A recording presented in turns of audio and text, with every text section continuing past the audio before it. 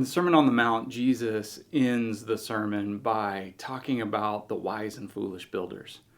And he says, okay, there's a wise builder and a foolish builder. The wise builder builds his house on the rock, but the foolish builder builds his house on the sand. He says in both cases, the storms come in, the winds and waves come and they beat against the houses, but the house that's built on the rock will stand, and the house that's built on the sand will, of course, fall and be crushed.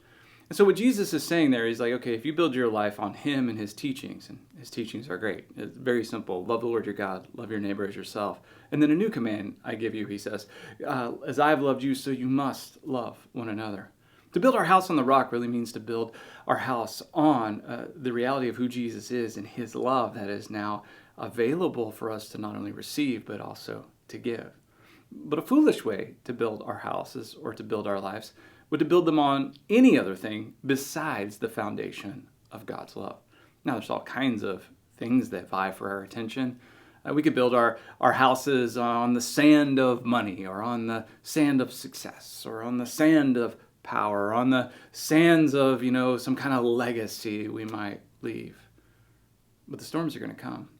Now, I know you may be thinking, hey there, I'm a really good builder, and I'm building a really awesome life, and I'm doing okay on my own, or I'm succeeding, or look at these people over here. They don't have God's love, or maybe they don't know Jesus, and look, their lives are pretty magnificent and amazing. Oh, but a storm is coming. And no matter how great a life you build, or how good you are at it, or how well you're navigating this time and space, the storm's coming. And so everyone builds a house, and every house faces a storm. It's tempting to think, though, that they're different storms. Well, yeah, okay, yes, there will be some storms and some difficulties, but it's not going to be that bad, or it's not going to be like that one over there. Jesus here is talking about a universal storm, the universal storm of death, the one that is coming for every life. We will all die. That's just a reality that we have, and the end is near.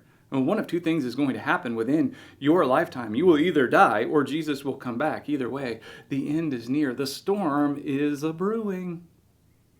And will your life, what you've built, will it stand? Well, the only thing that will be left is what's been built on the foundation of Jesus and his teachings, to love.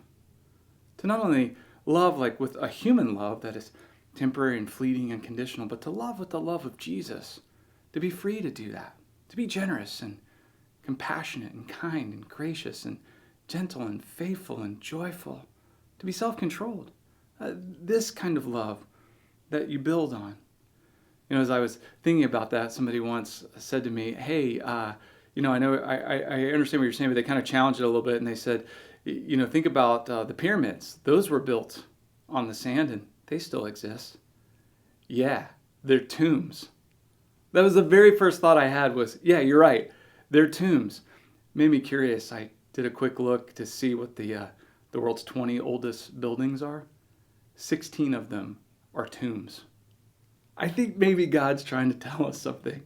Even the things we build that have lasted the longest, they're still not going to withstand the overall test of time. They're tombs, graves for dead people. Usually really successful, really powerful, really big people, kings and queens and people who had power. They're dead and they're in tombs. But Jesus has life for you, the King of Kings, the Lord of Lords. When you exalt him as king and you become a part of his kingdom, he's got an eternal kingdom and he's got a place for you in it. Build your life on him.